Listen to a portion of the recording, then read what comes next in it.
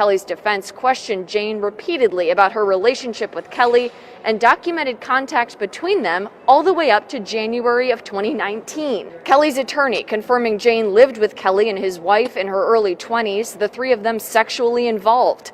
The financial help she received from Kelly after ending things and moving out at 26. Intimate times together after the breakup, and finally, going over friendly text message exchanges between Jane and Kelly from 2018 and 2019, including texts Jane sent before and after the docuseries Surviving R. Kelly was released in January 2019.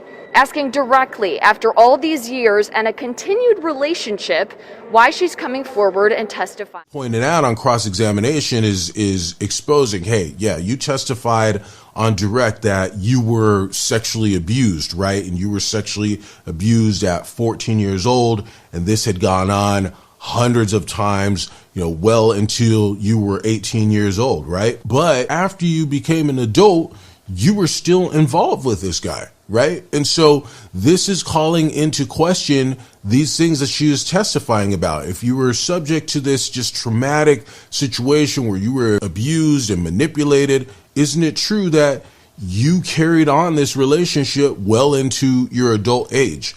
And in fact, you were living with R. Kelly and his wife in your 20s. You guys were living together and you were sexually active. You guys had a sexual relationship between you three. And so then exposing this, if you had gone through this traumatic experience, what were you doing still involved with this man well into your adulthood, long into the point where you were able to truly assess right from wrong, long past a point where you were just able to be manipulated as a little girl. R. Kelly was financially helping her even after they ended things. So apparently she ended up moving out of this house at 26 years old. They were still in contact. He was still giving her money, helping her out, supporting her in life, and they were still intimate after she left the home. So this was still carrying on. So this little girl who, supposedly was so traumatized by this sexually abusive relationship carried on with this man for many years after she turned 18. On cross-examination, it was also pointed out that there were numerous friendly-natured text messages between 2018 and 2019. So we know that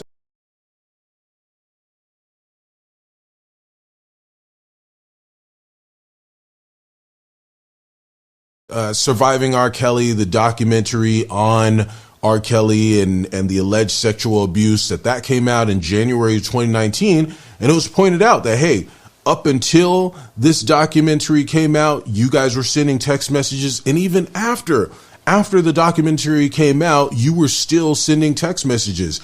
And she had to admit that, hey, she had changed her phone number after Surviving R. Kelly came out, and she gave him the number.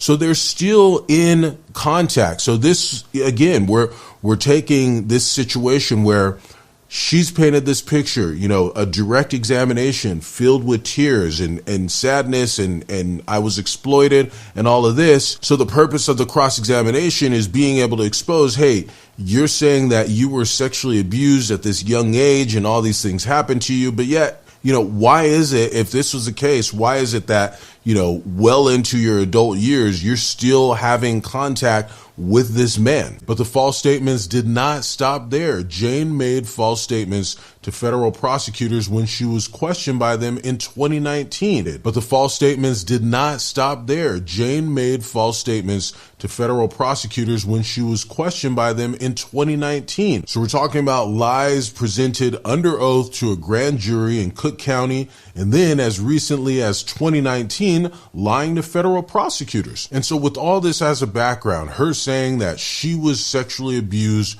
by R. Kelly, but yet continuing on with the relationship, her having denied this for so many years, even denying it under oath, why then is she out here now telling this to the jury today? Is the granting of immunity. So, she lied under oath, and that would be perjury. So she committed perjury, and she was actually granted immunity in this case so that she would not be prosecuted for what had happened in the last case, because, you know, if she sat under oath in this case and admitted on the stand that she lied in front of a grand jury, then that could expose her to prosecution, but she's been given immunity. And so depending on the situation, the restitution amount can be a very significant amount of money. Possible reason why she's coming out and saying this or even making this stuff up so that she can collect a check on the back end.